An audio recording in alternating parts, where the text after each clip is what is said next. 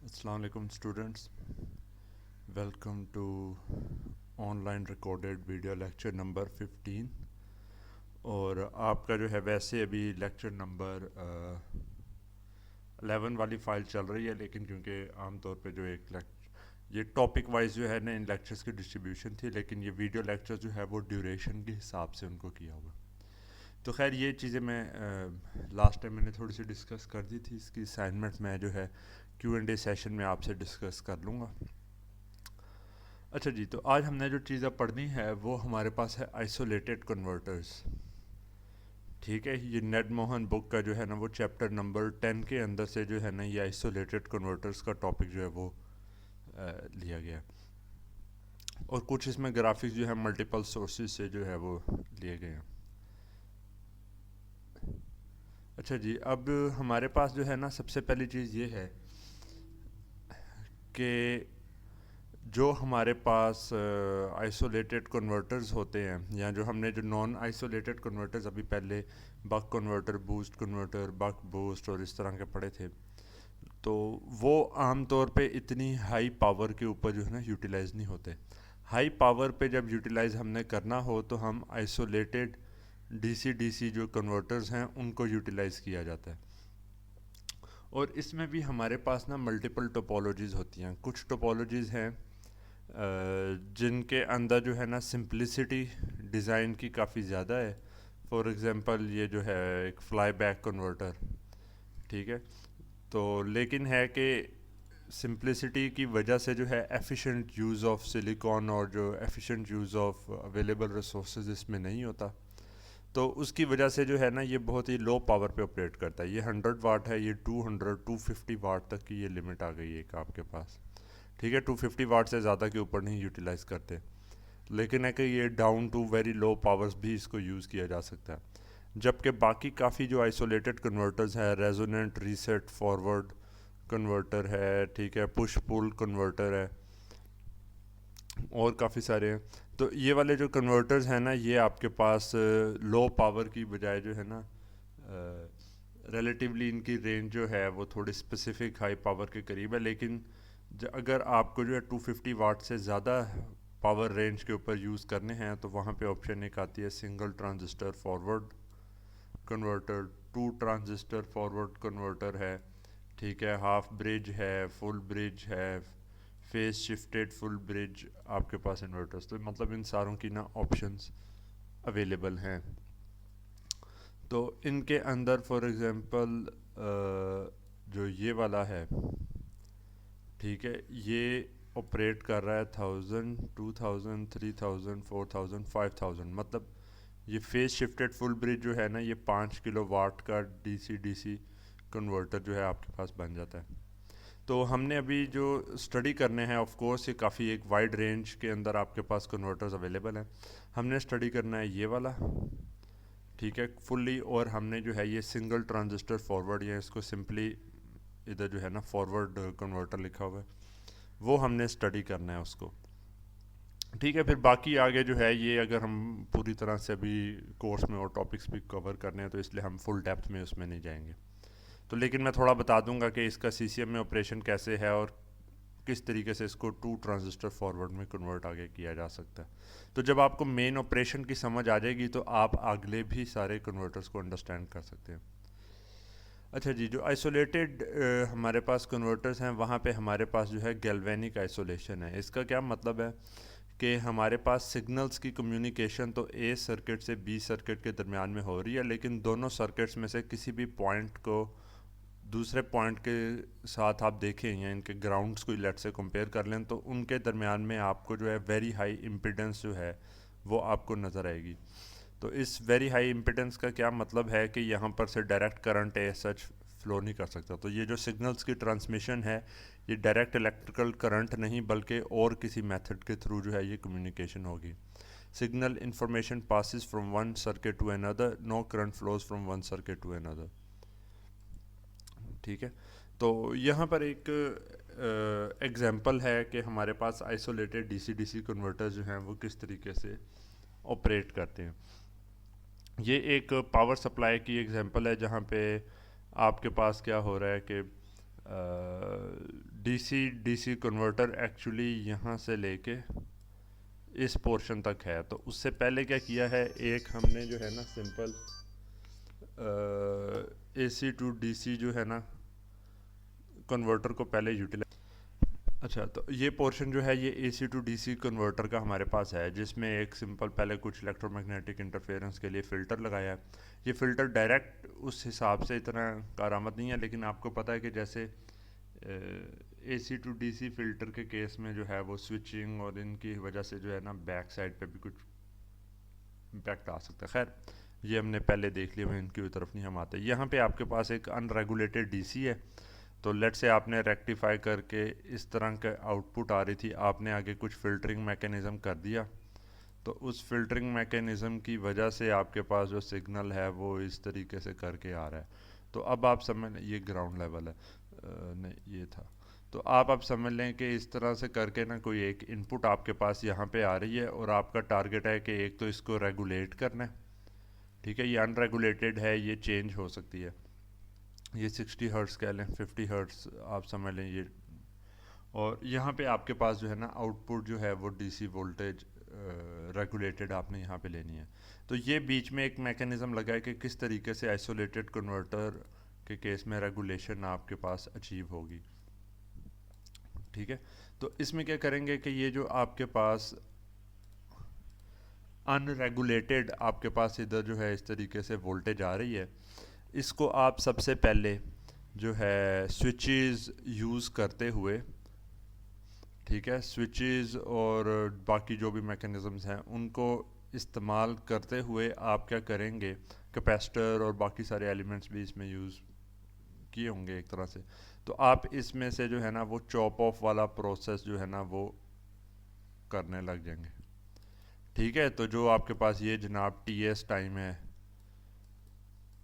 ये आपके पास जो है वो डी टी एस टाइम है, ये 1 - डी टी एस टाइम है, उसके हिसाब से जो भी आपने ऑपरेशन करना है ना बक बूस्ट कन्वर्टर के हिसाब से, तो वो आप वोल्टेज इस तरीके से जो है ना इसको ना चॉप करके ना एसी में कन्वर्ट कर दिया। तो डीसी से इस पॉइंट पे अगर आप देखेंगे तो वो आपके पास इस तरह की वेवफॉर्म आ गई। अब ये डीसी से एसी में कन्वर्ट हो जाता है, तो ये जो ट्रांसफार्मर है, ये हाई फ्रिक्वेंसी जो है वो ट्रांसफार्मर है। ट्रांसफार्मर सारे एसी पे ऑपरेट करते हैं, डीसी के ऊपर कोई ट्रांसफार्मर आपके पास ऑपरेट नहीं करता, ठीक है। तो इसलिए हमने पहला काम क्या करते हैं कि हम इस डीसी को एसी में चॉपर के थ्रू कन्वर्ट कर देते हैं, और ये हाई फ्रीक्वेंसी पे कन्वर्ट करते हैं। ये टीएस जो है ना किलो हर्ट्स से जो है मेगा हर्ट्स के ऊपर बास केसेस के अंदर ना वहाँ पे तक है। उसके बाद जब अब ये फ्रीक्वेंसी हाई फ्रीक्वेंसी के ऊपर है, तो वहाँ पे ये जो आपके पास लगा हुआ है ट्रांसफार्मर, ये इसी को जो है गैल्वेनिक आइसोलेशन के थ्रू जो है आउटपुट साइड के ऊपर यहाँ पे ले आएगा, ठीक है। तो और थोड़ा बहुत ये इन इटसेल्फ जो इसके अंदर इंडक्टर लगा है वो एक तरह की फ़िल्टर भी इसको कर देगा, ये थोड़ा सा जो है ना करंट की वेरिएशंस को स्मूदन कर देगा। अच्छा, उसके बाद आप क्या करेंगे कि यहाँ पे जो है फ़िल्टर प्लस रेक्टिफायर, मतलब इंडक्टर कैपेसिटर वगैरह इधर लगा के आप इसके अंदर से ना जो फ़िल्टरिंग आपने करके इसको डीसी में कन्वर्ट करना था एवरेज वैल्यू, उसके अंदर यहाँ से कन्वर्ट करेंगे और वो आगे आपके पास आउटपुट की साइड के ऊपर चले जाएगी। तो इसमें ये हमारे पास हो गया। लेकिन जब हमने रेगुलेशन करनी है, तो रेगुलेशन में क्या होता था कि आउटपुट वोल्टेज को सेंस करना है। लेट से 5 वोल्ट आपने कहा था यहाँ पे आए, इधर आपके पास जो है ना 20 वोल्ट डीसी आ रहा है, लेकिन उसमें कुछ ना कुछ फ़र्क है।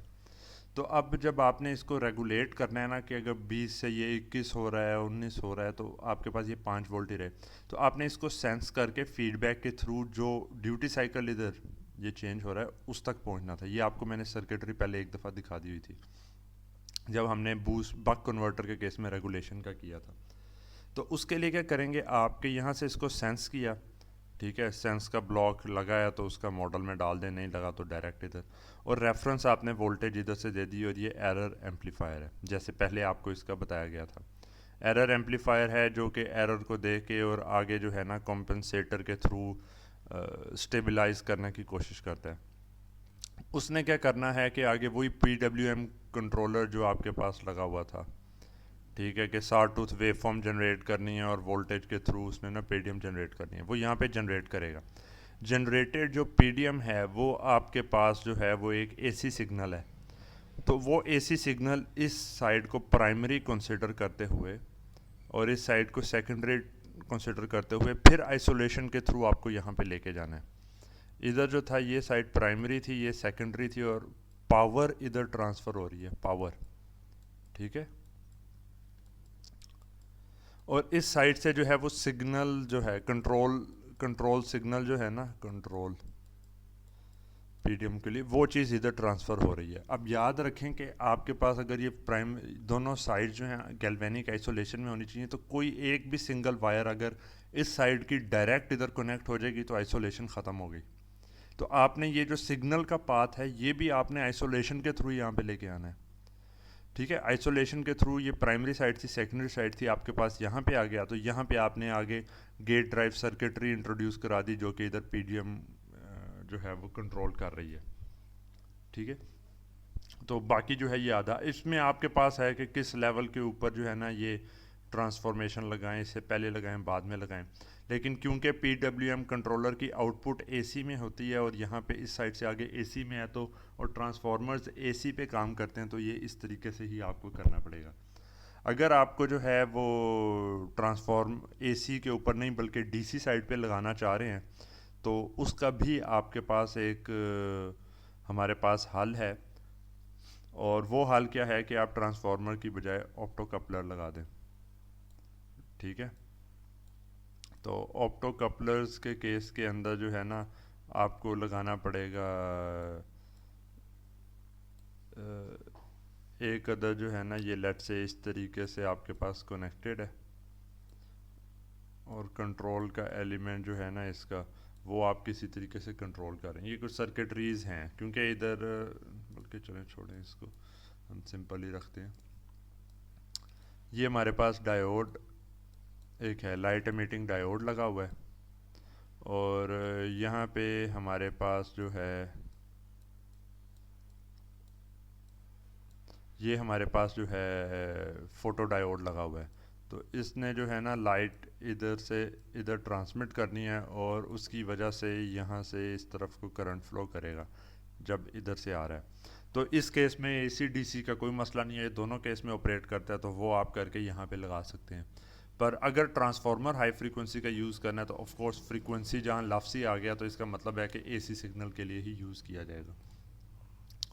तो इसमें क्या होगा कि अगर यहाँ से वोल्टेज कुछ चेंज होती है और यहाँ पे चेंज होने लगेगा, तो ये फीडबैक मैकेनिज्म इंश्योर करेगा कि इधर 5 वोल्ट ही रहें आपके पास, ठीक है। Isolation of input and output ground connections to meet safety requirements, minimisation of current and voltage stresses when a large step up. अच्छा, दूसरी क्या चीज़ है कि अगर आपने जो है ना यहाँ पे 20 वोल्ट थे आपके पास लेट्स से, और आप जो है ना यहाँ पे चाह रहे हैं कि जनाब आपके पास 0.2 वोल्ट्स की आउटपुट आए लेट्स से, ठीक है। बल्कि आम तौर पे क्या होगा कि अगर ये 220 वोल्ट का है ना, तो यहाँ पे लेट्स से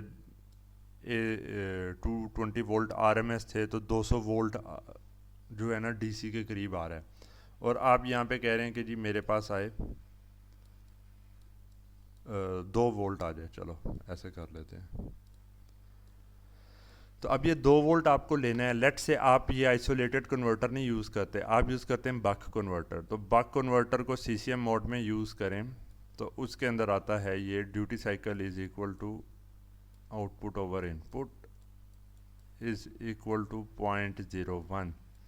0.01 ड्यूटी साइकिल का मतलब है कि स्विच आपके पास बहुत थोड़ी सी देर में ऑन होता है और बाकी सारा टाइम आपके पास जो करंट्स और चीज़ें हैं वो डायोड्स के थ्रू फ्लो कर रही होती है। अच्छा, तो इस केस के अंदर आपके पास क्या आता है कि ये स्विचिंग के लिए डायोड बहुत देर तक ऑन है, लॉसेस और उन चीज़ों से ना एक तरह का ना काफ़ी स्ट्रेस, ये इतना एक्यूरेटली इतनी लो ड्यूरेशन तक जो है ना पल्सेस को ऑन रखना है, इतनी देर तक ऑफ रखना, वहाँ पे भी एरर काफ़ी ना एग्जिस्ट करता है। अराउंड 50% के ऊपर ना ये ड्यूटी साइकिल के केस में ना सारी चीज़ें एफिशिएंटली ऑपरेट करती हैं। पर जब आप एक्सट्रीमिटीज़ के ऊपर पहुंचते हैं ना, तो वो आपके पास एक काफ़ी स्ट्रेस पूरे सिस्टम के ऊपर आता है कि इसको मेंटेन रखना है। इतना तो एरर ही है किसी चीज़ की वजह से वैसे ही हो सकता है कि 0.01 से ये थोड़ा सा बढ़े या इधर कोई चेंज हो तो ये आपका ना आउटपुट अनस्टेबल हो सकती है, ठीक है, वो अब ये भी फ़ौरन तो नहीं ना कंट्रोल में कर लेता, आपको पता है कि कंट्रोल में है ना ऐसे करके एरर आहिस्ता आहिस्ता रिड्यूस होता है। वो कोई इस तरह की चीज़ है तो ये 0.01 से ड्यूटी साइकिल को ज़ीरो पे ले जाएगा। ठीक है, वो उससे कंट्रोल सिस्टम अनस्टेबल हो जाएगा और बहुत अजीब से मतलब के रिजल्ट्स आ सकते हैं। तो आप क्या कह रहे हैं कि जी अच्छा ये वाला जो है ना हमारे पास एक एक्सट्रीम किस्म के स्ट्रेस आ गई। पर अगर हम एक ट्रांसफार्मर हाई फ्रीक्वेंसी का यूज़ करते हैं पावर को ट्रांसमिट करने के लिए, तो हमारे पास एक ये भी ऑप्शन है। ये तो मैंने बड़ी एक एक्सट्रीम सी ली है ना, कि लेट से जो ट्रांसफार्मर की आपके पास प्राइमरी साइड है पे वाइंडिंग्स हैं और सेकेंडरी साइड पे वाइंडिंग्स हैं, तो अगर ये एन प्राइमरी है और ये एन सेकेंडरी है, तो आपके पास एक पावर या वोल्टेज का जो है एक डायरेक्ट आपके पास रिडक्शन भी आ सकती है नंबर ऑफ वायर्स के हिसाब से, कि कितनी नंबर ऑफ टर्न्स आपने किए प्राइमरी और सेकेंडरी साइड के ऊपर, जिसको हम कहते हैं N S over N P. तो लेट से आप क्या करते हैं कि ये N S over N P जो है इसको आप रख देते हैं जनाब 1/50। ठीक है, तो अब आपको जो है गेन कितना चाहिए था, 1/100 चाहिए था। ठीक है, अब 1/50 जो है ना वो रख देते हैं टर्न रेशो, ये 1/50 हो गया, सॉरी 50/1 हो गया। और जो ड्यूटी साइकिल है इसको आप फिक्स कर देते हैं 50% के ऊपर। तो उस केस में क्या होगा कि जी ये तो आपको फिक्स उस तरह से देता रहेगा, और जितना भी आपके पास कोई वेरिएशन आती है तो ये ड्यूटी साइकिल ऊपर नीचे होके जो है ना बड़े इजीली उसको मैनेज कर सकता है। तो यहाँ पे 200 वोल्ट डीसी के हिसाब से जो भी चीज़ें आ रही थी, तो सेकेंडरी साइड के ऊपर जो है ना 200 को 50 से डिवाइड करें, 4 वोल्ट डीसी के हिसाब से जो है ना वो आपके पास एवरेज के हिसाब से ये पल्सेस वगैरह आ रही होंगी, और उसको आपने जो है 50% ये ड्यूटी साइकिल जो है यहाँ पर जो दिया था, मतलब उनसे आगे आइटम्स कंट्रोल कर लेंगे। तो ये हमारे पास जो है सेकंड एडवांटेज है आइसोलेटेड का, कि क्यों इसको जो है प्रेफर किया जाता है। टर्न रेशो से हम ये काफ़ी फ़ायदा एक ले लेते हैं। Obtain multiple output voltages via multiple transformer secondary. अच्छा, अब दूसरी क्या चीज़ है कि जी ट्रांसफार्मर की ये आपके पास कोयल है, इधर आपने जो है लेट से प्राइमरी वो अपना लगाया था, तो सेकेंडरी के ऊपर लेट से आपने एक ये वायर लगा दी, और सेकेंडरी के ऊपर जो है वो एक और आपने लगा दी, फिर जो है सेकेंडरी के ऊपर एक और किसी कलर का कर लेते हैं, ब्लू का। ठीक है, एक जो है वो थर्ड एक और लगा दी। तो आप अब इनकी जो है अब हर एक की जो है ब्लू ग्रीन और रेड जो हमने इस तरफ से किया, हर एक की अगर टर्न रेशो आप डिफरेंट रखेंगे, तो आप जो है एक ही इनपुट साइड के ऊपर से सेकेंडरी आउटपुट साइड के ऊपर मल्टीपल आउटपुट वोल्टेजेस को ले सकते हैं। ठीक है, तो ये भी हमारे पास एक फ़ायदा हो गया कि जी आपने जो है वो एक ही ट्रांसफार्मर लगाया, लेकिन सेकेंडरी साइड के ऊपर एक पावर सप्लाई आपके पास बनी है जो 3-4 वोल्टेजेस आउटपुट पे दे रही है। अच्छा, और इसके अलावा क्या होता है, reduction of transformer size bye incorporating high frequency isolation transformer inside converter, this is. अच्छा, तो उसके बाद क्या होता है कि जी आपके पास यहाँ पे जो है 60 हर्ट्स के ऊपर जो पूरा एक आपने यहाँ पे जो ट्रांसफार्मर लगना होता है ना वो आपके पास थोड़ा बड़े साइज़ का लगना होता है। ठीक है, उसकी बजाय क्या होता है कि आपने अगर जो है ट्रांसफार्मर जो यहाँ पे आप अगर लगाते हैं तो वो हाई फ्रीक्वेंसी का स्मॉलर साइज़ का ट्रांसफार्मर आपके पास लगता है। तो इसमें ये भी किया जा सकता है कि 60 हर्ट्स का जो है यहाँ पे उसको रेक्टिफिकेशन के लिए आप जो है ट्रांसफार्मर यहाँ पे लगाने की बजाय, ठीक है, आइसोलेशन यहाँ पे करने की बजाय इधर आप क्या करें कि जी जो एसी मेन से डायरेक्ट चीज़ आ रही है उसके साथ आपने ब्रिज लगा दिया, रेक्टिफायर। ठीक है, वो लगाने के बाद जो आपके पास आउटपुट आ रही है उसको फ़िल्टर आउट करके डायरेक्ट इधर दे दिया, तो यहाँ पे आपने कोई भी ट्रांसफार्मर नहीं लगाया। ये ट्रांसफार्मर 50 हर्ट्स या 60 हर्ट्स पे लगना था और इसका साइज़ काफ़ी बड़े साइज़ का होना था, तो पावर सप्लाई काफ़ी बड़े साइज़ की लगनी थी आपके पास।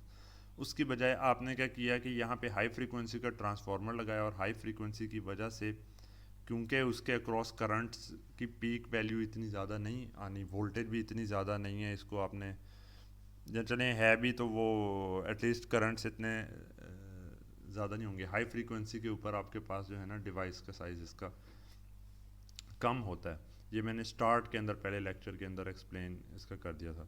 तो ये छोटे साइज़ का होगा और उसकी वजह से जो है ना आपके पास ओवरऑल कन्वर्टर का ये जो पावर सप्लाई उसका साइज़ भी रिड्यूस हो गया, वज़न भी उसका कम हो गया, तो काफ़ी एडवांटेजेस हमने यहाँ पे ले लिए। अच्छा, तो ये हमारे पास सारी चीज़ें आ गई कि जी कैसे हम जो है आइसोलेटेड डीसी डीसी कन्वर्टर्स को यूटिलाइज़ कर सकते हैं रेगुलेशन के लिए। फर्दर जब हमारे पास सेकेंडरी साइड पे अगर मल्टीपल वाइंडिंग्स हैं तो उसमें से हम जो है तमाम वाइंडिंग्स पे रेगुलेशन नहीं अप्लाई करेंगे, क्योंकि अगर सेकेंडरी साइड के ऊपर कोई एक सप्लाई के ऊपर मसला होता है और उसकी वजह से जो है ना अगर दो फीडबैक्स आपने लगाई हों तो ये फीडबैक उसको कहेगी कि ड्यूटी साइकिल आप जो है वो 50% रखो, दूसरा रेगुलेशन वाला आपको कहता है कि जी 48% चाहिए, तो ये आपस में लड़ के डैमेज हो जाएंगे। तो उसके लिए क्या हाल होता है कि जी आप फीडबैक सिर्फ एक किसी वोल्टेज के ऊपर लगाएंगे जो कि रेगुलेटेड होगा। ये क्या करेगा कि जितने भी एरर आपके पास इस साइड के आने हैं इनपुट साइड के, उनको फीडबैक के अंदर रिजॉल्व कर देगा।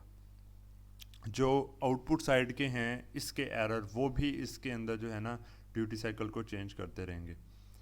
तो जो ये बाकी दो आपके पास आउटपुट्स हैं ये अनरेगुलेटेड होंगी कि अगर तो फॉल्ट इधर से आया तो इनकी वोल्टेज जो है वो रेगुलेटेड सी नज़र आएगी। अगर यहाँ पे कोई चेंज होती है करंट की वजह से तो उसने ड्यूटी साइकिल को चेंज कर देना है। पहले ये 5 वोल्ट दे रहा था, इधर कुछ चीज़ चेंज हुई, ड्यूटी साइकिल चेंज हुआ, 4.5 वोल्ट देने लग गया। तो ये अनरेगुलेटेड आपके पास जो है ना ये वाली साइड रहेगी। Transformer allows multiple outputs to be quasi regulated. ठीक है, पार्शली ये रेगुलेटेड है कि इनपुट साइड की जो है ना अगर कोई फॉल्ट आता है उसको तो ये हैंडल कर लेता है, लेकिन है कि इस साइड पे आउटपुट पे कोई फॉल्ट से मतलब है अनस्टेबिलिटी मेरी, ठीक है, वो फॉल्ट में दूसरा नहीं ले रहा। इस साइड पे अनस्टेबिलिटी आएगी तो वो इसको तो रेगुलेट कर देगी। ये बेचारा जो है ना ये नहीं उसके इसमें ये एरर वोल्ट इसकी अनरेगुलेटेड चेंज हो जाएगी। मोस्ट पीसी पावर सप्लाई जो है ना वो इसी तरीके से मल्टीपल आउटपुट जो है उन्होंने प्रोवाइड की होती हैं आगे। In practice feedback loop uses a weighted average of output voltages to achieve best overall regulation। तो और भी कुछ इस तरह के किए जाते हैं कि जी इन सारों को लेके, ठीक है, उन सारों के हिसाब से एक तरह का ना वेटेड एवरेज वो कर लेंगे कि जी ये इसकी जो आउटपुट है वो 20% वैल्यू रखती है हमारे लिए, इसकी 30% है, इसकी 40% है, और करके 100% करके तो उन सारों के साथ एक रेगुलेशन आप अप्लाई कर सकते हैं। तो ये मतलब बहुत ही एक वास्ट फील्ड है। इसके अंदर जो है ना आइसोलेटेड कन्वर्टर्स में आप एप्लीकेशंस इसकी देखें कहाँ कहाँ पे हैं।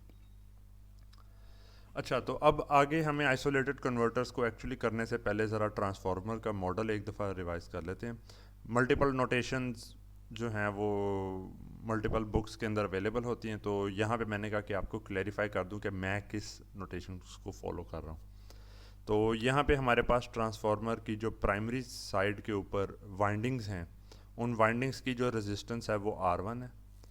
जो उन वाइंडिंग्स की सेल्फ इंडक्टेंस है वो आपके पास जो है LD1 है।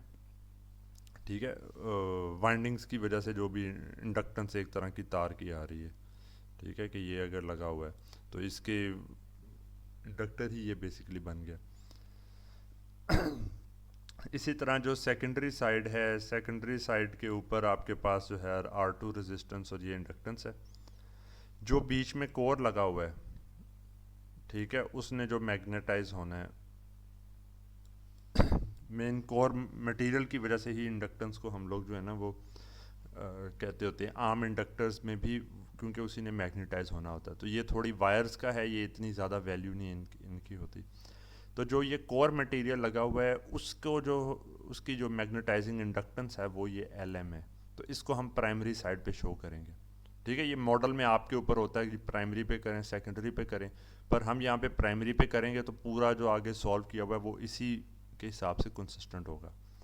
फिर ट्रांसफार्मर के अंदर जो है हमारे पास ये डॉट्स लगे हुए हैं, ये बता रहे हैं डायरेक्शन का। इसका मैं थोड़ा आगे एक्सप्लेन कर देता हूँ। और N1 N2 हमारे पास है टर्न रेशो, ठीक है, N1 to N2 करके जो है ना ये टर्न्स के हिसाब से जा रहा है। तो अब चीज़ क्या है कि जी ये डॉट का क्या मतलब है, वो ये है कि अगर आपके पास करंट जो है, ठीक है, वोल्टेजेस इसमें जो है जो मर्ज़ी आनी हो वो आने को एक तरीके से हो सकती हैं। तो जो करंट अगर आपके पास इधर से फ्लो कर रहा है into the dot primary side के ऊपर या किसी भी साइड से अगर फोर्स किया जा रहा है इनटू द डॉट, तो जो सेकेंडरी साइड है ऑपोजिट उसमें away from the dot move करेगा। वोल्टेजेस इधर पॉजिटिव है तो इधर भी डॉट की साइड पे पॉजिटिव होगी। तो ये आपके पास जो है element current into the dot का मतलब ये पैसिव साइन कन्वेंशन जो लीनियर सर्किट एनालिसिस पहले सेमेस्टर की चीज़ों में होता है। पैसिव साइन कन्वेंशन का मतलब ये है कि ये एनर्जी एब्जॉर्ब कर रहा है, ये पावर, ठीक है, एब्जॉर्ब कर रहा है और ये पावर जो है प्रोवाइड कर रहा है।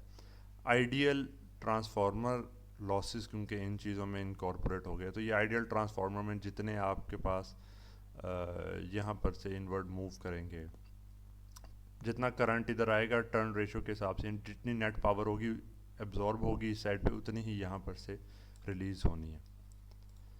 अच्छा, और क्या है कि जी हमारे पास जो ये प्राइमरी का करंट आ रहा है, ये सारा का सारा करंट जो है ना, इनमें इसमें से कुछ करंट जो हमारे पास है वो हमारे पास जो है कोर की मैग्नेटाइजेशन के अंदर यूटिलाइज होगा, और जो रिमेनिंग करंट है वो प्राइमरी करंट होगा और सेकेंडरी करंट इस रिमेनिंग करंट के हिसाब से आपके पास निकलेगा, ठीक है, इसके प्रोपोर्शनल होगा। तो प्राइमरी करंट में से जितना ही करंट जो है वो मैग्नेटाइजेशन में यूटिलाइज हो गया तो वो एक तरह का सेकेंडरी के ऊपर आपके पास नहीं नज़र आएगा। ये थोड़ा बहुत लॉसेज एक तरह के कंसिडर कर लें। अच्छा जी, तो हमने एक्चुअल मॉडल यूज़ करना है, ये वाली चीज़ें जो हैं इनको हम थोड़ा नेगलेक्ट करेंगे। ये आपको पता होना चाहिए कि जी ट्रांसफार्मर में ये लॉसेस आने हैं, लेकिन हम जो यूज़ करेंगे वो सिंप्लीफाइड मॉडल है, उसमें ये आर और जो वायर्स की जो इंडक्टेंस और रेजिस्टेंस है ये हमारे पास नहीं होंगी, तो ये सिंप्लीफाइड आपके पास मॉडल आ गया। अब इन मॉडल्स को और चीज़ों को देखने के बाद अब हम फ्लाई बैक कन्वर्टर पे आ रहे हैं। फ्लाई बैक कन्वर्टर कौन सा था, ये वाला, ठीक है, जो 250 तकरीबन जो है वाट तक हमारे पास ऑपरेट कर रहा था। तो ये है हमारे पास सिंपल कंस्ट्रक्शन एक फ्लाई बैक कन्वर्टर की। यहाँ पे ये इंडक्टेंस के थ्रू एक बताया गया, आप एक्चुअल इसको ये कंसिडर करें, ठीक है। ये है कि वो अगर हम इसको एज एन इंडक्टर कंसिडर कर रहे हो तो इसमें हमारे पास क्या आ रहा है कि जी प्लस माइनस प्राइमरी साइड है, ये आउटपुट साइड है, ये एक ट्रांसफार्मर लगा है, और इसका क्या मतलब है कि जी यहाँ पे इनटू द डॉट के हिसाब से है और इधर अवे फ्रॉम द डॉट अगली साइड के ऊपर है। मतलब कि अगर इधर 10 वोल्ट आते हैं तो यहाँ पे जो है N2 ओवर N1 करके जो वोल्टेज है वो इस डायरेक्शन के अंदर हमारे पास आएगी। बाकी हमने यहाँ पे एक स्विच लगा दिया जिसका मतलब है कि जी हमारे पास यहाँ पे एक स्विच लगा हुआ है, डायोड इस साइड के ऊपर है, कैपेसिटर है और आगे लोड है। तो इंडक्टर हमें यहाँ पे कहीं पे नज़र नहीं आ रहा। उसकी वजह क्या है कि जो इंडक्टर हमारे पास है वो इंडक्टर ट्रांसफार्मर की जो मैग्नेटाइजेशन इंडक्टेंस है उसी को यूटिलाइज किया जाएगा, ठीक है, कि ट्रांसफार्मर के अक्रॉस इतनी वाइंडिंग्स वगैरह लगी हुई हैं, वो मैग्नेटाइज होता है, डीमैग्नेटाइज होता है, तो उस तरीके से पूरा एक सिस्टम चल रहा था। तो यहाँ पे जो है ना हम क्या करते हैं कि उसी को यूटिलाइज करेंगे। तो इसका जो बिहेवियर है वो हमारे पास बक बूस्ट कन्वर्टर की तरह का है, जो कि ये बक बूस्ट कन्वर्टर एक तरह से इस तरह से आप मॉडल कर सकते हैं इसको। पोलैरिटी भी इसी तरीके से ना ऑपोजिट हमारे पास आ रही है। Energy stored in magnetising inductance of the transformer, perhaps consider transformer as an inductor with 2 winding, best for power below 100 watt, simple with low component. 100 watt से कम पे होता है लेकिन मैं 250 तक चलो आप यूज़ कर लेते हैं, पर बेस्ट जो है वो इस पे है। Poor semiconductor utilisation and energy storage in transformer core, rule it out at high power levels, ठीक है। तो इसमें एक तो जो है वो सेमीकंडक्टर्स को प्रॉपरली नहीं यूटिलाइज किया, और क्योंकि एनर्जी जो आप स्टोर कर रहे हैं वो आप कर रहे हैं मैग्नेटाइजिंग इंडक्टर के अंदर, तो इसकी वजह से, और ये बहुत ज़्यादा जो है एनर्जी वो स्टोर नहीं कर सकता, और प्रॉपरली जो है वो ट्रांसफार्मर वो as an inductor optimise design नहीं हुआ, तो इसलिए हाई पावर के ऊपर जो है ना इसको यूटिलाइज नहीं किया जा सकता। ये सारा कुछ हम देखेंगे इसमें कि कैसे होता है। अच्छा जी, सीसीएम मोड के अंदर आते हैं। ये इधर हमें मैग्नेटाइजिंग इंडक्टेंस नहीं बनाई हुई थी, लेकिन हमें पता है कि प्राइमरी साइड के ऊपर मॉडल के अंदर आता है, तो यहाँ पे हमने जो है उसको बना लिया। ठीक है, तो जब इसको हमने बनाया है तो हमारे पास जो है ना यहाँ पर से जो पूरा के पूरे इसकी कंस्ट्रक्शन है वो ये बन जाती है। यहाँ पे हमारे पास डायोड लगा हुआ है इस तरह करके। तो अब यहाँ पे होता क्या है कि जब आप इनपुट साइड के ऊपर कोई वोल्टेज अप्लाई करते हैं, ठीक है, तो आपके पास कोई ना कोई जो है ना इनपुट साइड से करंट भी आपके पास आएगा। अब ये मैग्नेटाइजिंग इंडक्टर है, वोल्ट सेकंड बैलेंस हम जो है ना यहाँ पे अप्लाई करते हैं। हमने स्विच को, यहाँ पे स्विच था हमारे पास, उसको हमने ऑन कर दिया। जब स्विच को ऑन कर दिया तो मैग्नेटाइजिंग इंडक्टर के क्रॉस क्या वोल्टेज आई, V L on is equal to V input. ठीक है, हमारे पास वी इनपुट जो है इसके क्रॉस आ गई, और टाइम ड्यूरेशन कितना था हमारे पास, टी ऑन जो है यहाँ पे वो हमारे पास आ गया डी टी एस। तो ये इस तरह करके आपके पास वोल्टेज आ गई। अच्छा, अब आगे क्या है कि जब आपके पास इसके अक्रॉस वी इनपुट आ गई, तो आउटपुट साइड के ऊपर जब हम देखते हैं यहाँ पे, तो लेट्स से आउटपुट साइड के ऊपर इस पॉइंट को ग्राउंड आप कंसिडर करें, तो हमें पता है कि जी जो वोल्टेज इधर आई थी इस डॉट की साइड पे पॉजिटिव वही वोल्टेज आएगी। तो इस साइड पे जो वोल्टेज आती है वो आपके पास आ जाएगी ऊपर वाले नोड के ऊपर -N2 over N1 we input, क्योंकि वी इनपुट सारी इसी प्राइमरी साइड पे आ रही है। तो सेकेंडरी साइड पे जब ये नेगेटिव वोल्टेज आएगी तो नेगेटिव वोल्टेज की वजह से ये डायोड ने ऑन नहीं होना। जब ये डायोड ने ऑन नहीं होना, ठीक है, तो आपके पास क्या होगा कि ये सेकेंडरी साइड से कोई करंट फ्लो नहीं करेगा। तो अगर यहाँ से कोई करंट फ्लो नहीं कर रहा तो इसका मतलब है कि कोई पावर नहीं है आपके पास, वोल्टेज है, करंट ज़ीरो है, तो इनपुट साइड के ऊपर भी ये कोई करंट यहाँ से फ्लो नहीं करेगा।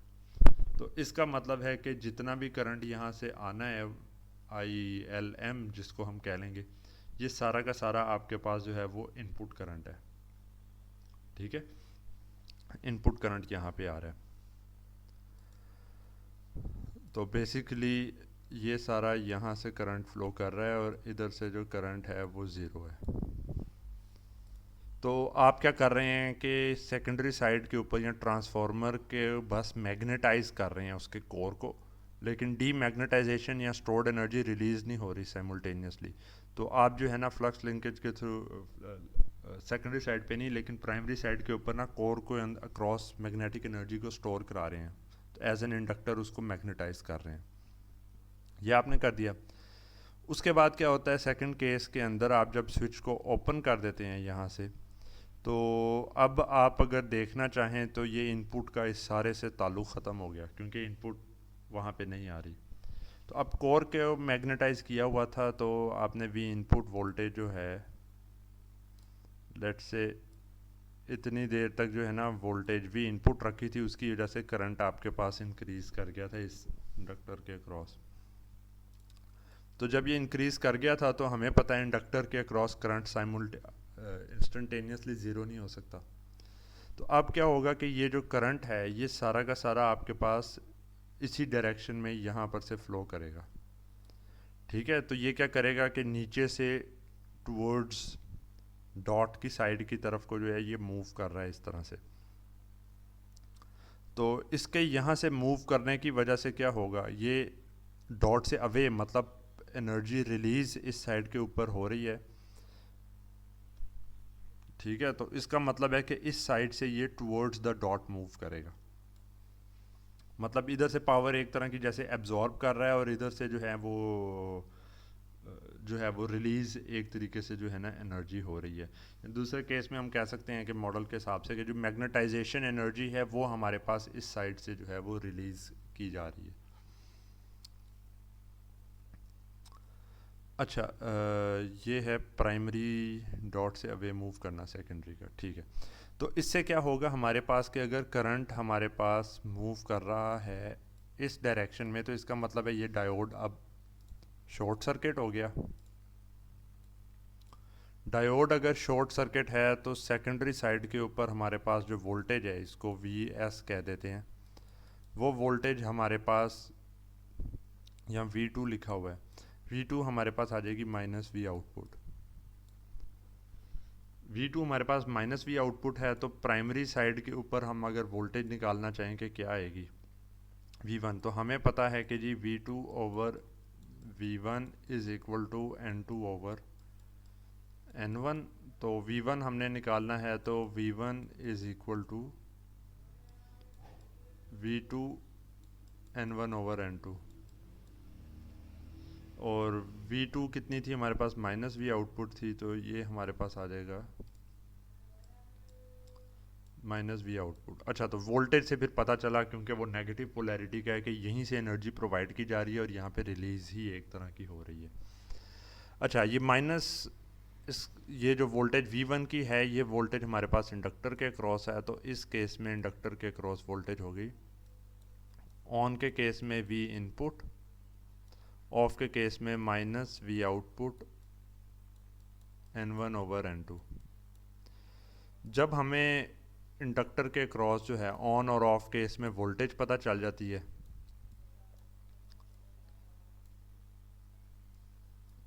तो और इस वोल्टेज का मतलब ये नेगेटिव आ रही है, तो इसका मतलब है कि आपके हमारे पास जो करंट है वो रिड्यूस करता रहेगा। तो ये इस तरीके से करके करंट मूव करता रहेगा। ये आपके पास DTS है, ये जो है वो 1 माइनस DTS है। तो ये इस तरह करके जो है ना वोल्टेज आती रहेगी, और ये हमारे पास रिज़ल्ट इसी से हम निकाल लेंगे। इसके बाद वोल्ट सेकंड बैलेंस अप्लाई करते हैं। यहाँ पे वही सारी चीज़ें हैं कि जी V इनपुट ऑन केस में है, ऑफ केस में minus N1 over N2 V output है, करंट इंक्रीज़ करेगा, रिड्यूस करेगा। ऑन के केस में जो है हमारे पास है टी ऑफ के केस में जो है वो करंट हमारे पास रिड्यूस कर रहा है। ये है, ये कैपेसिटर के क्रॉस बना दिया डायरेक्ट। खैर, तो यही सारा कुछ रिलेशन दोबारा यहाँ पर से पूरा एक्सप्लेन किया गया। ऑन केस में इधर से जा रहा है, डेल्टा ILM अगर हम निकालें तो वो बनता है V input DTS over LM। Of case में यही करंट यहाँ से फ्लो कर रहा है, पूरा सारा मैकेनिज्म निकाला, तो delta ILM negative is minus, minus sign बल्कि इधर से इन्होंने कर दिया, N1 over N2 V output 1 minus DTS over LM। या दूसरे केस में आपने रखना होना तो आप उस तरह से भी कर सकते हैं कि जी V इनपुट DTS, ठीक है, ये था हमारे पास ऑन केस में जो है वो कितना एरिया आ रहा है, तो यही एरिया बराबर है ऑफ केस में जितना आ रहा है, तो वो बन जाएगा जनाब N1 over N2 V output 1 minus DTS। TS से TS कैंसिल हुआ, V output over V input चाहिए, ठीक है, तो V output over V input is equal to N2 over N1 times D over 1 minus D। तो इसको buck boost converter के equivalent इसीलिए कहा जाता है क्योंकि इसके अंदर रिलेशन भी बक बूस्ट वाला आ रहा है, साथ ट्रांसफार्मर लगा होने की वजह से प्राइमरी टू सेकेंडरी रेशो के हिसाब से N2 ओवर N1 भी आ रहा है। ठीक है, तो ये पूरा यहाँ पे करंट्स के थ्रू किया है, मैंने दूसरे मेथड से भी बता दिया है। सारा सॉल्व करेंगे आपके पास ये रिजल्ट आ जाएगा। तो वेव फॉर्म्स भी इसी तरीके से आप बना सकते हैं। मैग्नेटाइजिंग करंट पहले इंक्रीज कर रहा है, रिड्यूस कर रहा है। ऑन के केस में जो करंट है वो इस स्विच में से मूव करेगा, ऑफ के केस में जो करंट है वो आपके पास जो है मूव करेगा डायोड में से। ठीक है, लेकिन है कि ये डायोड में से एग्जैक्ट इसकी वैल्यू आपने याद रखनी कि कितनी है, वो आपके पास मतलब ये रिड्यूस कर रहा है, एग्जैक्ट वैल्यू इसकी निकालना ना थोड़ा सा एक एस्पेक्ट है।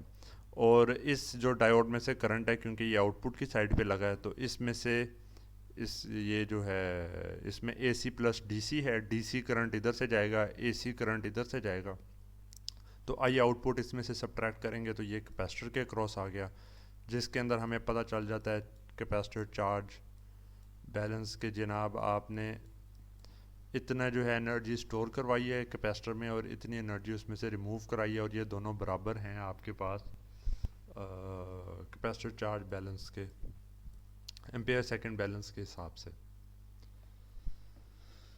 तो ये हमारे पास जो है ना एक रिलेशन आ गया। ऑफ कोर्स करंट का इसके ऑपोजिट आपके पास वैलिड रहेगा।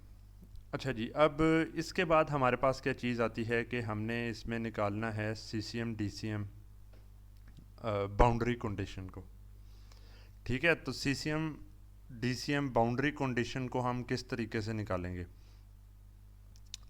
उसके लिए हमारे पास क्या तरीका है कि हमें पता है कि ऑन के जितनी भी एनर्जी आउटपुट की साइड पे आ रही है, आउटपुट पावर, वो सारी इनपुट पावर के बराबर है। ठीक है, जितनी इनपुट साइड से पावर प्रोवाइड की जा रही है वो आउटपुट पावर के बराबर है आइडियल केस के अंदर। तो अब ये जो इनपुट पावर के अंदर वोल्टेज तो हमें पता है, लेकिन जो करंट है वो करंट किस चीज़ के बराबर है? हमें पता है कि जो स्विच है वो खाली जो है इतनी देर तक इनपुट साइड से ले रहा है। ये वो बाउंड्री केस के अंदर हम बात कर रहे हैं। ठीक है, तो लेट से इसको और भी ज़रा एक जेनेरिक सिनेरियो के हिसाब से देख लेते हैं। आपके पास किसी भी एक वैल्यू से लेके अगली वैल्यू तक जा रहा है इनपुट करंट। ठीक है, पर बाउंड्री के केस के अंदर हमारे पास जो है ना वो क्या होता है कि जी, let me verify one thing. ठीक है, ये रिपल वगैरह के थ्रू ये एक पूरा रिलेशन निकाला जा रहा है। तो हमारे पास जो है ना जितना भी करंट इनपुट साइड के ऊपर आएगा,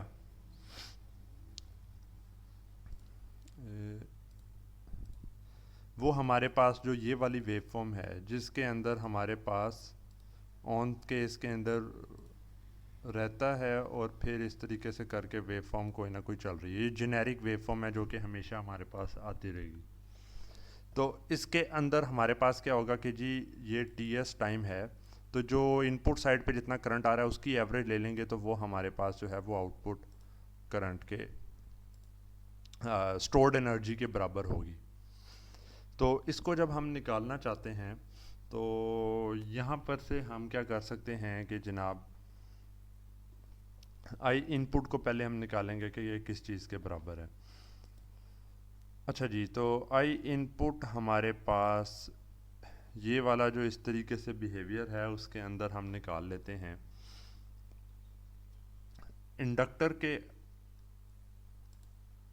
अक्रॉस हमारे पास जो एवरेज वैल्यू आएगी ना वो थोड़ी इससे ज़्यादा होगी, या कोई भी वैल्यू हो सकती है, क्योंकि इंडक्टर के अक्रॉस जो है ना वो आपके पास जो वैल्यू है वो ऑन और ऑफ दोनों केसेस की एवरेज आनी है। तो लेट से ये वाली जो एवरेज आपके पास है ये आपके पास आ रही है IM। ठीक है, तो IM आपके पास क्या चीज़ है? IM आपके पास आ रहा है कि मैग्नेटाइजेशन जो है करंट की जो एवरेज है इंडक्टर के क्रॉस वो क्या है। तो इस एवरेज के अक्रॉस से अगर देखा जाए तो जो इसके अंदर सिर्फ और सिर्फ ऑन केस के अंदर DTS ये DTS टाइम तक जो है ना उसका जो एवरेज का जो पोर्शन होगा वो आपके पास बराबर होगा उसके आउटपुट करंट के। ठीक है जी, ये वाला आई आउटपुट है। तो हम क्या करेंगे कि ये जितनी एवरेज वैल्यू आ रही है IM, इसके अंदर से हम जो है इसको मल्टीप्लाई करके सिर्फ इतना पोर्शन इसका लेंगे, जिसका मतलब है कि DTS तक का एरिया हमने ले लिया इतना DTS और डिवाइड कर दिया इसको टोटल इस टाइम पीरियड से डिवाइडेड बाय TS। तो ये हमारे पास आई इनपुट के बराबर आएगा। तो TS से TS कैंसिल हो गया तो I input is equal to D times IM। तो अगर हम इस चीज़ को यहाँ पे प्लेस कर दें, ये पूरा वही सॉल्व करके ना हमने ये वाला निकाला है, इंडक्टर डीसी करंट जो है और ये हमारे पास जो है इनपुट डीसी करंट है, इसको इसमें प्लेस करके अगर हम निकालना चाहें कि ये जो आई एम है इसकी वैल्यू क्या है, तो वो हमारे पास आ जाएगी output power divided by input voltage times duty cycle. ठीक है, तो ये हमारे पास एक रिलेशन यहाँ से आ गया। अच्छा, अब हमने जब बात करनी है बाउंड्री के केस के अंदर, तो अब ये तो जेनेरिक रिलेशन ये तो हमेशा वैलिड होना है ना। जब बाउंड्री के अंदर आएंगे तो ये भी जेनेरिक अभी हम निकाल रहे हैं, तो हमारे पास क्या होता है कि जी जो भी एवरेज वैल्यू है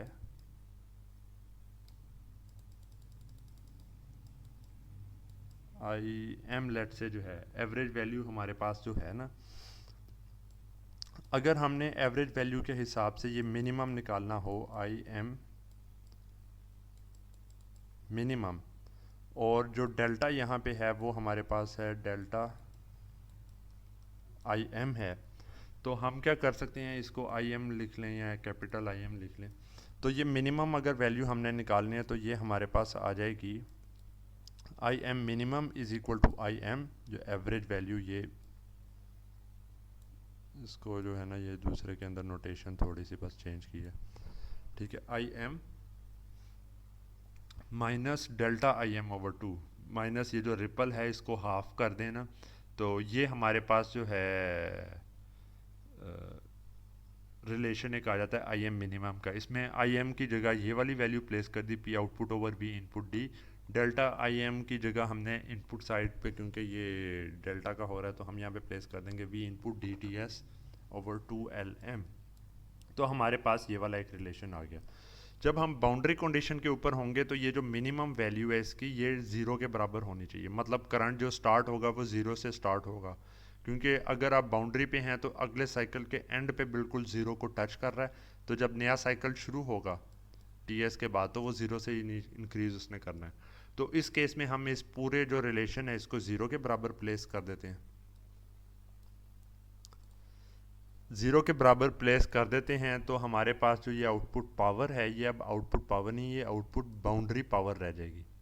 मतलब ये उतनी पावर है कि इससे आप अगर जो है ज़्यादा पावर को यूटिलाइज करेंगे आउटपुट के ऊपर, ज़्यादा पावर यूज़ करेंगे तो आप सीसीएम मोड में हैं, इससे कम यूज़ करेंगे तो आप डीसीएम मोड के अंदर हैं।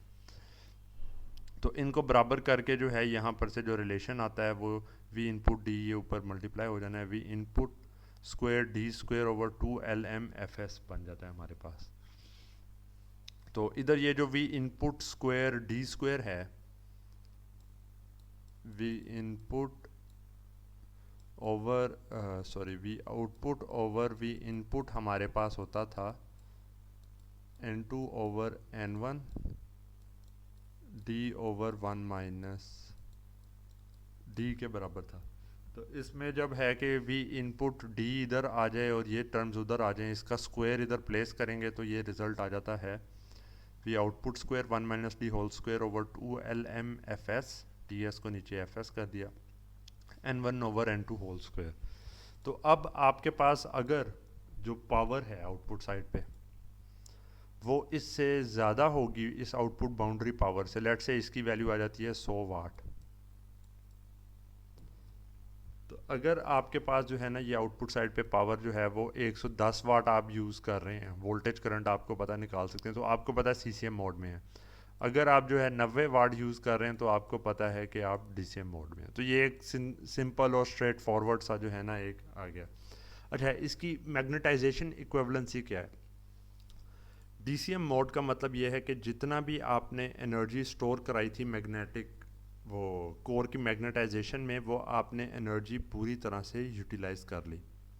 ठीक है, कि वो मैग्नेटाइजेशन की थी और एंड पे जो है कोर कम्प्लीटली डीमैग्नेटाइज हो गया और फिर अगला साइकिल आया। जबकि सीसीएम के अंदर क्या है कि आपने कोर को डीमैग्नेटाइज पूरी तरह नहीं कहा और कुछ किया और कुछ ना कुछ करंट वहाँ पे रह गया। फ़र्क इससे क्या पड़ता है कि जब आपके पास कुछ ना कुछ स्टोर्ड जो एनर्जी करंट उधर रह जाएगा तो वो एडी करंट्स और बाकियों में आके अब हर साइकिल में उतना करंट रह रहा है, वो सारा का सारा करंट आपके पास कोर लॉसेस के अंदर के थ्रू आपके पास ज़ाया हो जाएगा। तो हमारा मकसद इसमें क्या होता है कि हमने जितनी एनर्जी स्टोर करवाई है उसको कम्प्लीटली यूटिलाइज करें। तो इस केस में फ्लाईबैक कन्वर्टर में हम प्रेफर करते हैं कि हम लोग DCM मोड में रहें। ठीक है, ये हमारे लिए जो है ना अच्छा डिज़ायरेबल है, ये गुड जो ऑप्शन है वो ये है। और इसके लिए क्या होता है कि अब POB की फिर हमारे पास एक मैक्सिमम पावर लिमिट आ जाती है, जो कि हम कहेंगे कि हमारे पास फ्लाईबैक कन्वर्टर्स की पावर लिमिट है। और ये लिमिट आपके पास जो है ना 100 वाट से लेके तकरीबन जो है वो 250 वाट तक के बीच में होती है।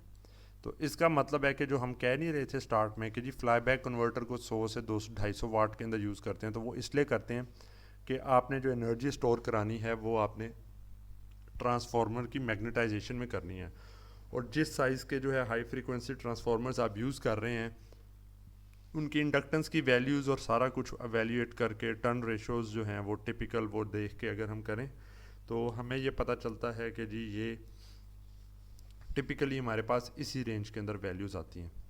उससे ज़्यादा के ऊपर जो है वो CCM में हमारे पास लॉसेस बढ़ जाते हैं, तो हम बेस्ट इसी रेंज में यूज़ करते हैं। तो यही जो P आउटपुट आया था इसको जो है हम लिख सकते हैं POB is equal to IOB times V output. तो V आउटपुट से अगर जो है POB को डिवाइड कर दें ये वाला टर्म इधर से, तो ये करंट आपके पास आउटपुट बाउंड्री आ गया। ठीक है, तो ये हमारे पास जो है ना एक पूरा यहाँ पे रिलेशन इसका बन गया। अच्छा, इसके बाद हमारे पास जो चीज़ है वो आ जाता है कि जी DCM मोड में कैसे ऑपरेट करेगा। ये तो सारा CCM मोड का था ना, तो DCM मोड में कैसे ऑपरेट करेगा, तो ये हमारे लिए जो है रिलेटिवली निकालना जो है ना पिछले मेथड्स की निस्बत बहुत आसान है। वो कैसे कि हमें पता है कि जी जितनी भी एनर्जी जो है वो स्टोर की जा रही है मैग्नेटाइजेशन की फॉर्म में, इनपुट साइड जितनी प्रोवाइड कर रहा है वो वाला जो है वो कम्प्लीटली अगली साइड के ऊपर जाके रिट्रीव आपके पास होना है। ठीक है, तो इसका मतलब है कि जो एनर्जी स्टोर की जा रही है वर्क डन वो है हमारे पास हाफ LM/IM होल स्क्वायर। ठीक है, हाफ LI² हमें पता होता है कि जी ये उसके बराबर है। अज्यूमिंग 100% एफिशिएंसी जो है ना, तो इसी जो वर्क डन आपके पास इनपुट साइड से इसके अंदर किया जा रहा है उसको अगर हम फ्रीक्वेंसी से मल्टीप्लाई करें तो वो हमारे पास पावर बन जाती है। और ये जो पावर के साथ मल्टीप्लाई करके ये V output whole square over R के बराबर है। ठीक है, तो दूसरी चीज़ है कि हमने ये IM निकालना है, तो IM हमारे पास क्योंकि ज़ीरो से ये स्टार्ट हो रहा है तो delta IM plus is equal to IM max. तो ये कितना आता है, ये हमारे पास था V इनपुट D, क्योंकि ऑन के केस में जो स्लोप है वो है V इनपुट ओवर L। ठीक है, तो इसको D ओवर FS से जो है DTS से एक तरह का आप मल्टीप्लाई कर रहे हैं तो ये आपके पास आ जाता है। तो ये वाली जो वैल्यू है IM मैक्स की इधर प्लेस करते हैं और प्लेस करने के बाद V output over V input का रिलेशन हमने निकाल लिया। वो V output over V input का रिलेशन हमारे पास आता है is equal to D under root of R over 2LMFS। ठीक है, तो जो हमारे पास DCM के केस में आउटपुट ओवर इनपुट का रिलेशन है वो ट्रांसफार्मर की टर्न रेशियोज और उनकी बजाय आपके पास डायरेक्टली निकाल सकते हैं कि जी मैग्नेटाइजेशन इंडक्टेंस क्या है, किस फ्रीक्वेंसी पे ऑपरेट कर रहे हैं और लोड रजिस्टर कितना है। तो इसके थ्रू आप ये पूरा का पूरा जो है ना इसको सॉल्व कर सकते हैं। Thus the feedback loop will regulate the output by decreasing duty cycle as V input or R goes up, increasing D as V in or R goes down।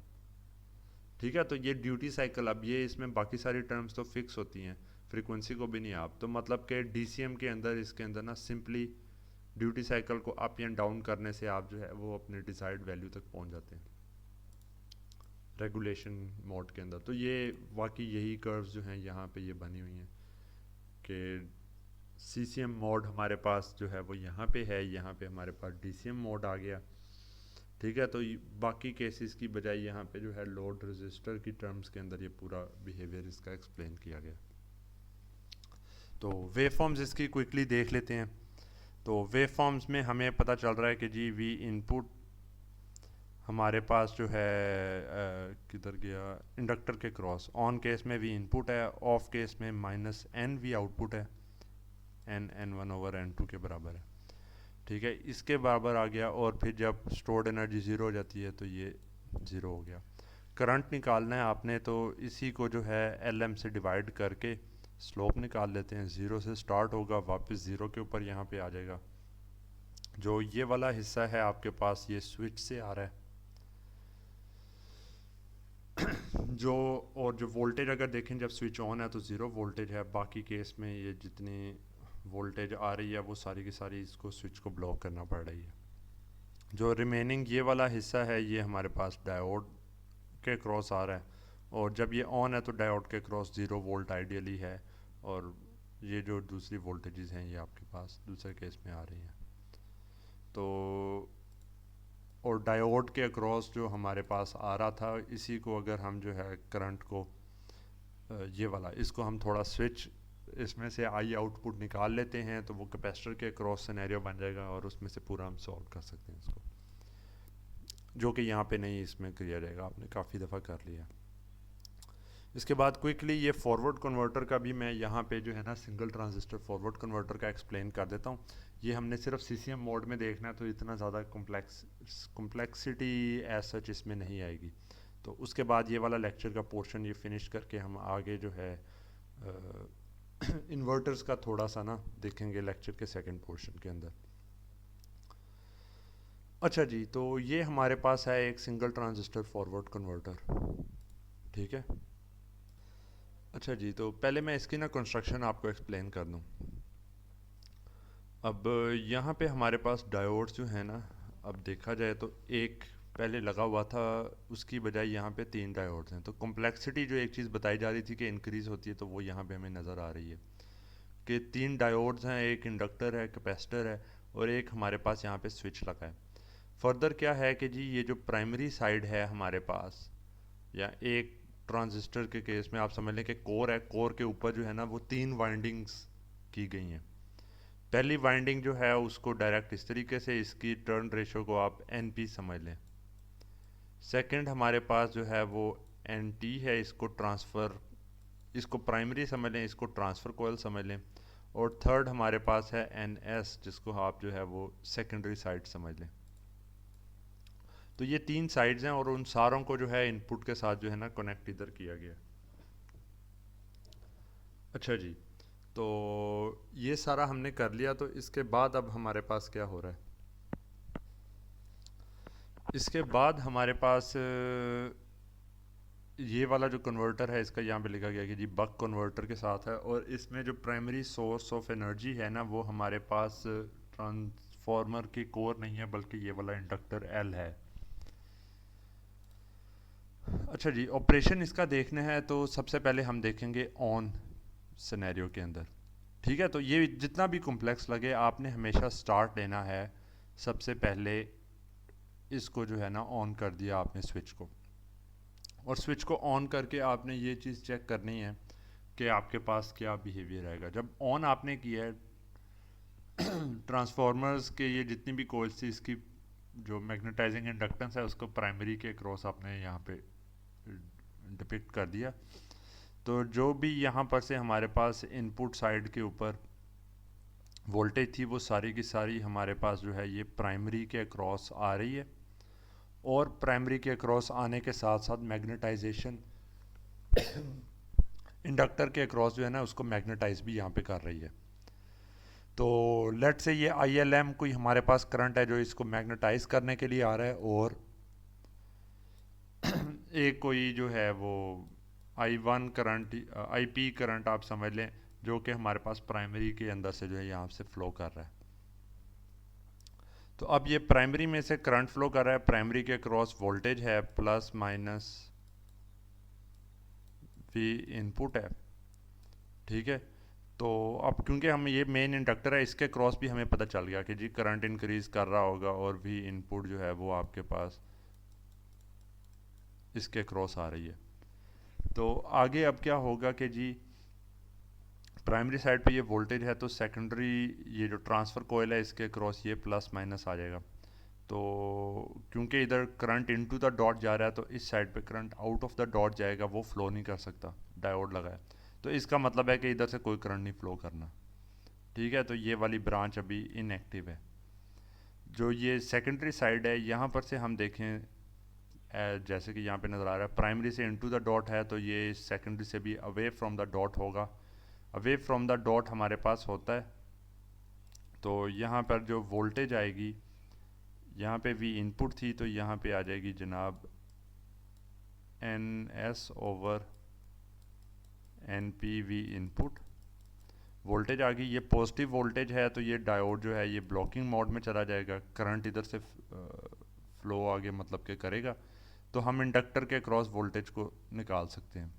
तो इंडक्टर के अक्रॉस इस point के ऊपर voltage थी we output, और इस point के ऊपर वोल्टेज थी एन एस ओवर एन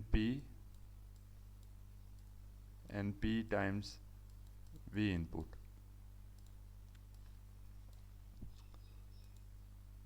ठीक है, तो हमारे पास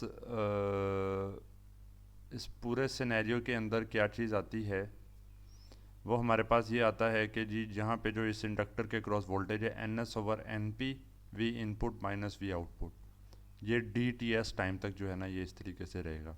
साथ इधर भी कुछ ना कुछ एनर्जी जो है इस कोर की मैग्नेटाइजेशन में आ रही है। सेकंड केस में जब हम ये ऑफ कर देते हैं इस स्विच को, तो हम अब दोबारा सॉल्व करके देखते हैं कि क्या हमारे पास आएगा। हमने इसको ऑफ कर दिया, तो ऑफ करने की वजह से हमारे पास क्या हुआ, लेकिन यहाँ पे मैग्नेटाइजेशन जो कोर की है वो तो एक्साइटेड मतलब कि हो गई हुई थी, करंट फ्लो कर रहा था। तो इसने क्या करना है कि इसने यहाँ से करंट जो है ना वो फ्लो करवाना है अवे फ्रॉम द डॉट यहाँ से। ठीक है, तो ये अवे फ्रॉम द डॉट है तो बाकी सारी जगहों से ये कोशिश करेगा into the dot current flow हो। यहाँ से रास्ता है नहीं, वोल्टेज इसके क्रॉस अपनी मर्जी की जो इसको चाहिए ये जनरेट करा सकता है। इधर अवे फ्रॉम द डॉट था, इधर इनटू द डॉट अगर करंट मूव करता है, ठीक है, तो वो करंट जितना यहाँ पर से था, इस करंट को ID3 जो यहाँ से करंट फ्लो कर रहा है, इसको हम लिख सकते हैं कि जनाब ILM times NT over NP आपके पास जो है करंट यहाँ से फ्लो करेगा।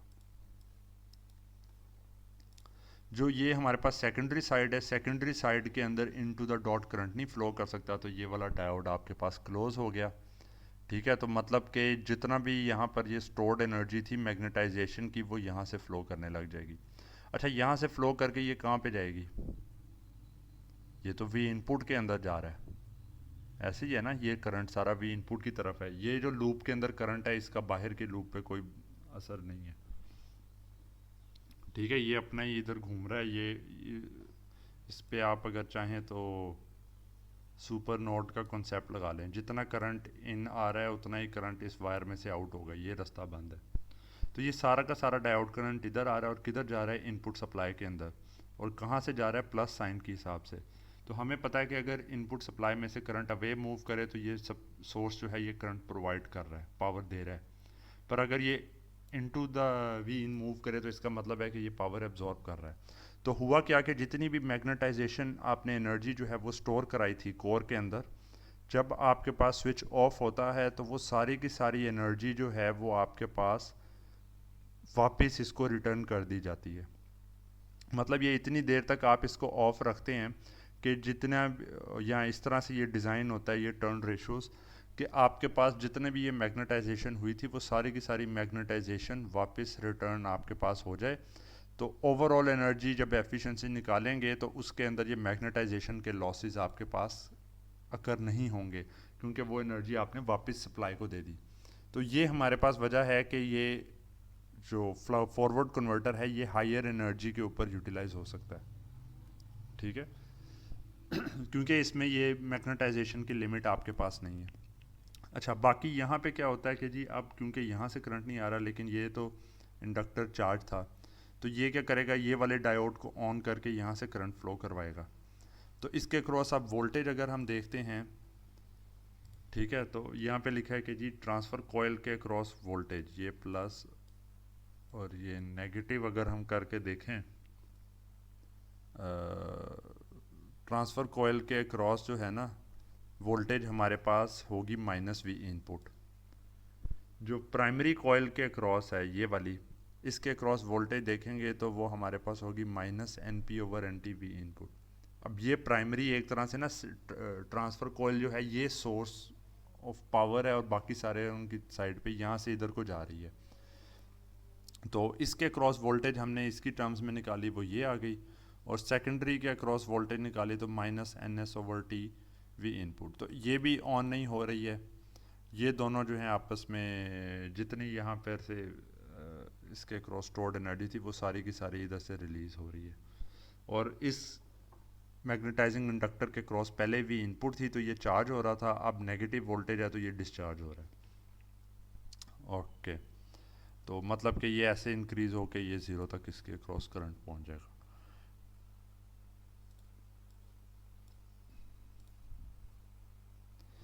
तो बाकी लेकिन है कि यहाँ पे वोल्टेज अगर इसके क्रॉस देखें तो ये इसके ग्राउंड से कनेक्टेड है, तो यहाँ पे भी आउटपुट था तो -V आउटपुट वोल्टेज आ जाएगी ऑफ के केस में, और इसको टी ऑफ से मल्टीप्लाई करेंगे तो 1 - DTS के बराबर है। तो ओवरऑल ये आपके पास जो है ना वोल्ट सेकंड बैलेंस के हिसाब से रिलेशन आ जाता है। इसको हम सॉल्व करते हैं, तो सॉल्व करने के बाद हमारे पास जो है NS/NP/D, ये हमारे पास जो है इसका CCM ऑपरेशन के अंदर रिलेशन हमारे पास आ जाता है। Secondary side divided by primary side into duty cycle.